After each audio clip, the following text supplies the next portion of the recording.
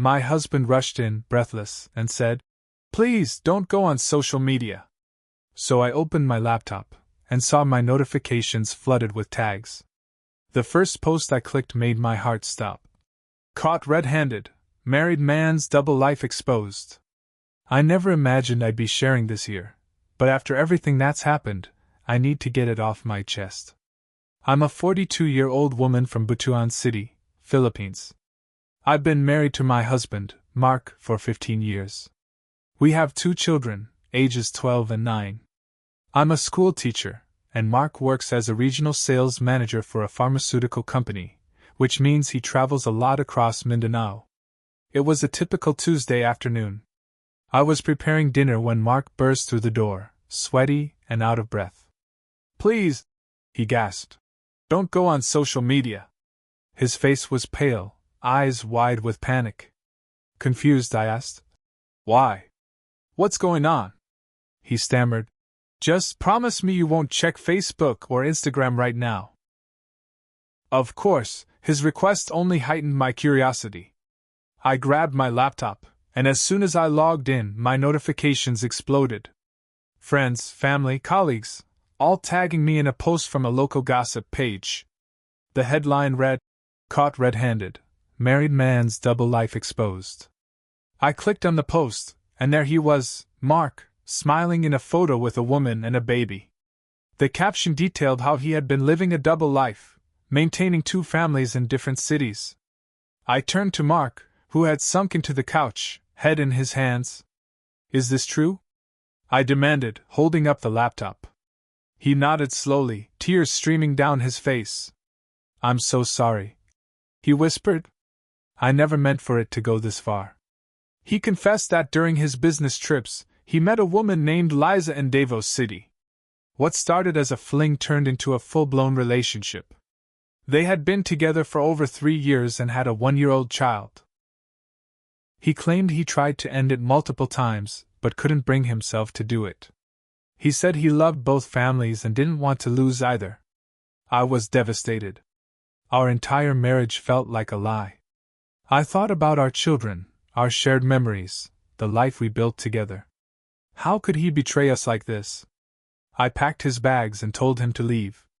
He moved in with his parents while I tried to make sense of everything. The news spread quickly in our community. I received messages of support, but also whispers and gossip. Our children were confused and hurt. I sought therapy for them and myself. Mark continued to reach out, begging for forgiveness, promising to make things right. But trust, once broken, is hard to rebuild. It's been 6 months since that fateful day. I've filed for legal separation and am focusing on my children and career. The pain is still there, but each day gets a little easier. To anyone reading this, trust your instincts. If something feels off, don't ignore it. And remember, you deserve honesty and respect in any relationship. After I kicked Mark out, I thought the worst was over. I was wrong. About 2 weeks after everything blew up, I started getting messages from an anonymous account. No profile picture, no name. Just someone who seemed to know way too much about my life. The first message was short. "You don't know the whole story." I ignored it. Thought it was someone trying to stir the pot. But then came another. "He lied to both of you. Ask him about Zamboanga." Zamboanga? That city's a full day's trip from Butuan. Why would he have a reason to be there? I didn't respond. Instead, I scrolled through Mark's old receipts and itineraries, stuff I'd kept out of habit. Found a few hotel bills from Zamboanga, dated back to last year. I called him. He answered on the second ring. He sounded tired. "What now?" he asked, no anger, just worn down. I asked him straight. "Who do you have in Zamboanga?" There was silence. Then a long sigh. "I was going to tell you. Eventually." "So yeah?" Turns out, it wasn't just Liza. There was another woman. Her name was Ria. He met her through work too, one of the doctors he supplied. It started the same way, business meetings, coffee after conferences, then hotel rooms. I don't even know how to describe what I felt. Shock doesn't cover it. It was rage, betrayal, sadness, all tangled together. I felt like I was losing my mind. How many? I asked. He hesitated. 3. I thought my legs were going to give out. I sat on the floor, staring at the wall. 3 women. 3 separate lives. 3 sets of lies. I decided I needed to see Ria for myself. I don't know why. I think I just needed answers Mark would never give. I made the trip to Zamboanga on a long weekend. Didn't tell anyone. I found her clinic, walked in pretending to be a patient. She was beautiful. Mid-30s, well-dressed, confident. Her smile was professional, polite. I sat across from her in a cold office chair while she read my fake intake form. Then I said it. I'm Mark's wife. Her face changed. Completely. What? I'm his wife. The one he's been married to for 15 years. Her lips parted, but no sound came out. She blinked hard. Her voice, when it finally came, was low. He told me he was divorced. I nodded. Of course he did. I didn't go there to fight. I just said what I needed to say, stood up, and left. By the time I got back home, that same anonymous account had messaged again. There's more. I blocked it that time. I couldn't take any more. But the damage was already done. The story went viral. Some local tabloid-type page picked it up and pieced everything together. Mark's face was plastered on their thumbnail with the words, "Triple Life, the man who fooled everyone." My kids were starting to ask questions. My son cried after school because one of his classmates told him, "Your dad is a cheater." I couldn't protect them from it anymore. So I called a family meeting. Sat them down and told them the truth, or at least enough of it. I kept the tone gentle. Told them Daddy made bad choices, but it wasn't their fault, and I would never lie to them. My daughter was quiet. My son kept asking if he'd still see his dad. I didn't know how to answer. Mark showed up at our gate the next day. Uninvited. He looked different, thinner, messy, dark circles under his eyes. "Let me explain," he said. "Please." I didn't let him in. But I stood at the gate and listened. He told me Ria was pregnant. That he wasn't sure if it was his. That Liza had left him after the news came out. That he was suspended from work, pending investigation for inappropriate relationships with clients. He was crashing at his older sister's place now. Said he was sorry for everything. Said he hated himself. Said he didn't even know why he did it. I didn't say much. Just nodded and closed the gate when he stopped talking. And then, because I guess this story doesn't know how to slow down, I got a letter in the mail. No return address. Inside was a printed photo. Mark. Sitting in a restaurant. Holding hands with a 4th woman. The timestamp said 6 months ago. There was also a note. You still don't know the full story. So I sat on the floor for hours that night, holding that photo of Mark with the 4th woman. The timestamp was real. I double-checked the metadata. 6 months ago. Around the time I was in the hospital for a minor surgery. He told me he was in a company retreat in Bukidnon. This man held my hand while I was recovering, brought flowers, even stayed the night at the hospital. Then what? Got on a bus the next day and went on a date. The next day, the anonymous account was back. New message. You missed one. Attached was an address. Just an address. In Tagum City. I couldn't stop myself anymore. I had to know how deep this really went. So I took time off work. I told the kids I had a school seminar and left them with my sister. Drove 5 hours straight to Tagum. When I pulled up to the address, it was a small house. A green gate. Potted plants. Quiet street. I waited in the car. About 15 minutes later, a woman stepped out holding a toddler. My stomach dropped. The toddler looked like my son when he was that age. Same eyes. Same ears. She looked tired, dressed casually in Pambahay clothes, like she wasn't expecting visitors. I got out of the car. Excuse me, sorry, do you know Mark? She gave me a wary look. Yes, who are you? I'm his wife. Her eyes widened, and I watched her jaw literally drop. No, he said you died. Yes. He told her I was dead. She started crying on the spot, holding the baby tighter. He said his wife died years ago in an accident.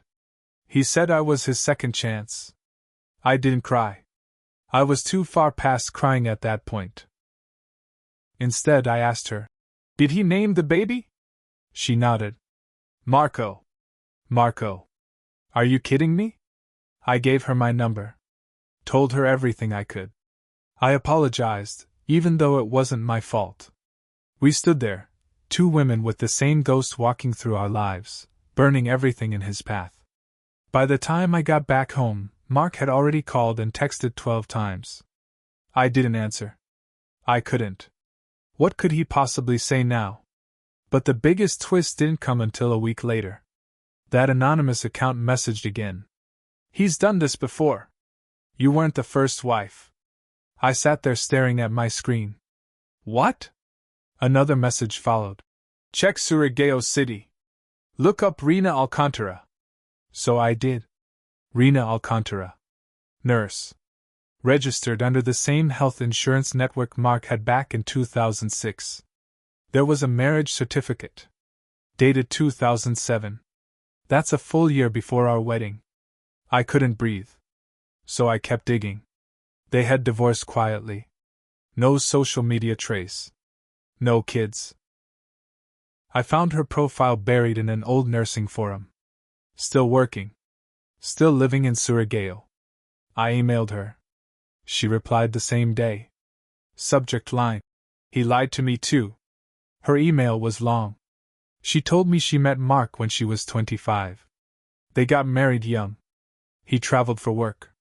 Eventually, he just stopped coming home. Said his job relocated him. Said they'd figure it out. A few months later, he filed for annulment and disappeared. She never heard from him again. Until I emailed. So here's where I am now, I'm the second wife. There are at least 4 other women who believe they were the one. 2 children outside of our marriage. 1 woman carrying his baby right now. And someone out there, sending me these leads. Someone who knows everything. I've started documenting everything. I've spoken to a lawyer. We're building a case. Not just for legal separation now, but for fraud. He used my name to co-sign a loan I didn't know existed. That came out last week too. I thought this was about cheating. Turns out, it's about lies stacked so high, the whole house is crashing down. And the worst part? I still don't know who's been helping me. The anonymous account is quiet now. No new messages in days. But somehow I feel like they're not done. And neither am I. The silence from the anonymous account didn't last. It came back one morning with a message that made my whole body go cold. He's hosting a birthday party this weekend in Davao. For the baby. He invited all of them. Even Ria. Even Liza. Even Carla from Tagum. If you want answers, go. I stared at the screen, my hands shaking. There was an address and a time. I didn't even hesitate. I packed an overnight bag, left the kids with my sister, and took the first bus out of Butuan. The place was a small function hall attached to a resort-style restaurant.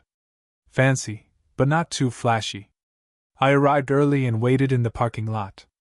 Watched the guests arrive one by one. And then I saw them. Liza, holding her toddler, walking in with her mother.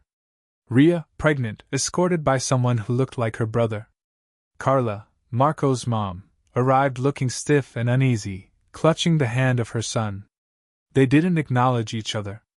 None of them seemed to know who the others were. And then Mark arrived. Smiling. Laughing. Holding balloons. Acting like he was the proudest father on earth. It was sick.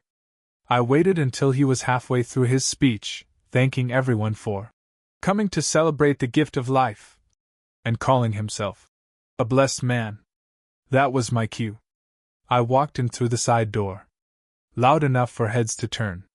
Mark's face drained of color the moment he saw me. But I didn't speak to him. I faced the crowd. I'm his wife, I said loud enough for the mic to pick it up. We've been married 15 years. I didn't know about any of these women until 2 months ago. He told me each one of them was a mistake, but apparently, he planned a party for all of them. Gasps. Whispers. Rhea stood up. Wait, you're his wife? Carla's face twisted. He told me you died. Liza's mom cursed under her breath and by Saya. The hall descended into chaos. Mark stammered, tried to grab the mic. I yanked it away before he could. You lied to all of us, I said. You built lives on lies. You made us raise children on lies. You told one woman I was dead. You told another we were divorced. You made a fool of every person who loved you. He tried to speak, but I cut him off. Don't say sorry. Not here. Not now. They deserve the truth too. The guests began to whisper louder. A few even started recording on their phones. Then something I didn't expect happened. Carla threw her glass on the floor. You bastard, she hissed. You named our son after you. After all this, you still wanted your name in everything? Rhea broke down crying. Someone rushed to her side. Liza stood silently, then walked out with her child. No words, just tears streaming down her face. Mark looked like he'd been hit by a truck. He was shaking, lips trembling. I didn't mean to hurt anyone, he mumbled. I laughed. Out loud. You didn't mean to? You told 3 different women 3 different lies. You planned a party to keep your lies comfortable. You told me we were forever. I left after that. Didn't look back.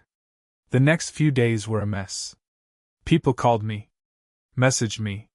Some strangers even thanked me for exposing him. Mark tried to contact me dozens of times. Sent long emails full of excuses. My father cheated too. I was scared of being alone. You were always too good for me, I thought you'd leave. But none of it mattered. Our marriage was over long before I knew it. My kids eventually found out more than I wanted them to. Kids talk. News spreads. I had to sit them down again, explain more than I should have had to. They were hurt, but they knew it wasn't my fault. My daughter stopped drawing pictures of Daddy in her school notebooks. My son started calling his uncle, Tito, Dad, by accident. And honestly, I didn't correct him. It's been almost a year now. I finalized the annulment. Mark moved to Manila, or so I heard. He lost his job. None of the women wanted anything to do with him. The birthday party was the last time they all saw him. Sometimes I think about that moment, standing in front of that crowd, telling the truth. I was terrified. But I've never felt more powerful. I'm still healing. Still learning to trust again. Still dealing with the financial mess he left behind. But I wake up every day with one less lie on my chest. I'm not angry anymore. Just tired. But free. If there's one thing I've learned, it's this: sometimes you don't get closure from the person who hurt you. You create it for yourself. And that day? That mic in my hand? That was mine.